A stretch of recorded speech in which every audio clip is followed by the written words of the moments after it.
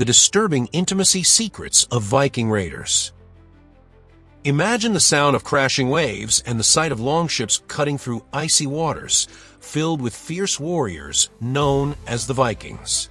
They weren't just raiders and conquerors, they were also notorious for their disturbing, scandalous, and often brutal intimacy practices.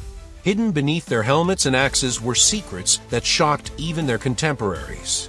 And today, we're diving into the intimate world of the Viking raiders, the side of history your textbooks never told you.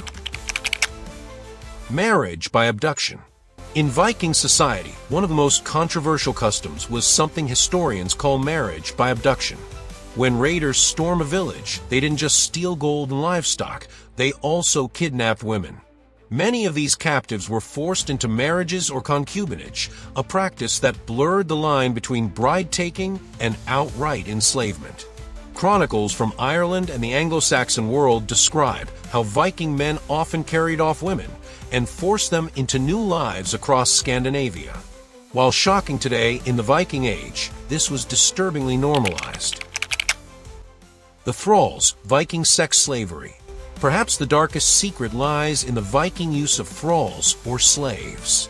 Thralls could be bought, sold, or gifted, and yes, they were often used as sexual property. Captured women were forced into servitude, not only in labor, but also in the bedroom. Some sagas even brag about Viking chiefs having multiple thrall women as part of their household. These relationships were rarely consensual, and yet they were so common that children born from thrall mothers became part of Viking society, though marked as lower class. Polygamy and concubines. High-status Viking men often had more than one partner. While marriage was legally recognized, concubines were also accepted. A chieftain could have a wife for social standing and multiple concubines for pleasure. This system was a symbol of power. The more women you had under your roof, the higher your prestige. For Viking women, this was both a source of jealousy and danger, as rivalries sometimes ended in violent clashes within households. Disturbing fertility rituals. Some sagas and later chronicles hint at strange fertility practices. In certain pagan ceremonies, intimacy was tied to honoring the gods of fertility like Freya and Freyr. Archaeologists have uncovered symbols carved into stones and amulets that suggest ritualized sexual acts, perhaps even performed in sacred groves. To the Vikings, sex wasn't always private, it could be part of religious devotion. These rituals shocked Christian missionaries, who recorded them with disgust, accusing Vikings of heathen orgies. Male dominance and brutality.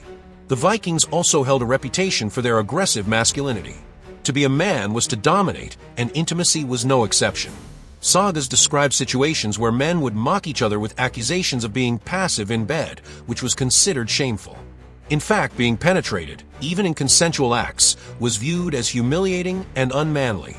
This harsh view shaped Viking sexuality into something fierce, competitive, and often violent. Strange laws about sex. Despite their brutality, Viking societies did have laws regulating intimacy.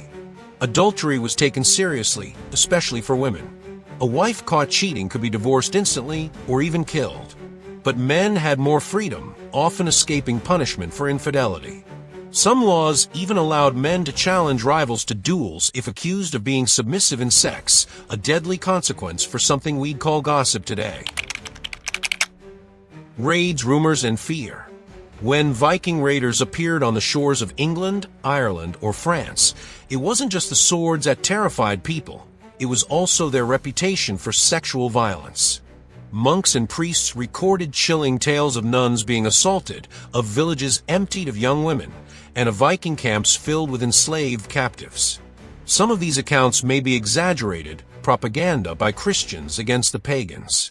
But archaeological evidence of women buried far from their homelands, sometimes in slave-like conditions, suggests there was truth behind the fear. Cross-cultural encounters. What's even more fascinating is how Viking intimacy mixed with other cultures. In the East, Viking traders and raiders traveled to modern-day Russia and even the Islamic caliphates. Arab writers describe the Vikings, or Russ, as having strange sexual customs, bathing with slave women, and performing open intimacy acts that shocked outsiders. These reports fuel the idea that Viking sexual culture was not only violent, but also dramatically different from their neighbors. The female side. But let's not forget the women. Viking women were not always powerless victims. Some had agency. Wives could divorce husbands for neglect or abuse. Women of high status, like shield maidens or wealthy widows, sometimes held their own households, even keeping lovers. Still, the darker side remained. For every empowered woman, countless thralls and captives lived lives of suffering in the shadows of Viking desire. Conspiracy theories and suppression. Here's where things get even more controversial.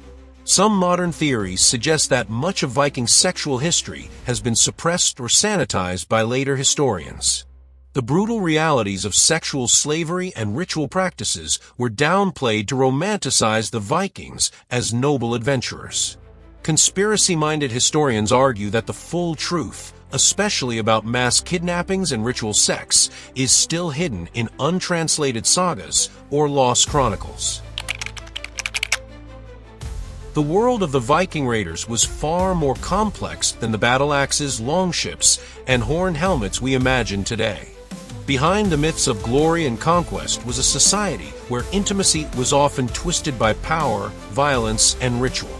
Women were stolen in raids, slaves were forced into submission, and fertility was tied to strange and sometimes shocking religious practices. What we might call disturbing or immoral today was, for the Vikings, part of everyday life. And yet, here's the unsettling truth. Not everything we've been told about Viking sexuality may be accurate. Some historians argue that Christian monks exaggerated their brutality to demonize them. Others claim that archaeologists and institutions have deliberately softened the darker realities, either to protect modern Scandinavian heritage or to keep the Viking legend marketable as adventurous heroes instead of terrifying predators. Even more curious are the stories that remain hidden in untranslated sagas, locked away in archives, or dismissed as too scandalous to be included in school history books. Did the Vikings truly perform ritualized orgies to honor their gods? Were they secretly more sexually open than we think? Or were they even more brutal than the sources admit? And what about the rumors of forbidden artifacts, amulets and carvings depicting acts so explicit that museums keep them tucked away from public view? The disturbing intimacy secrets of Viking raiders raise one final, haunting question. Are we really uncovering the truth about their private lives, or are we only seeing the version of history that someone wants us to believe? So next time you hear the word Viking, don't just think of fearless explorers or mighty warriors. Think of the secrets whispered in their longhouses, the captives hidden in their camps, and the scandalous practices buried under centuries of silence. Because in the shadows of history, sometimes the most shocking truths are the ones we're never supposed to know.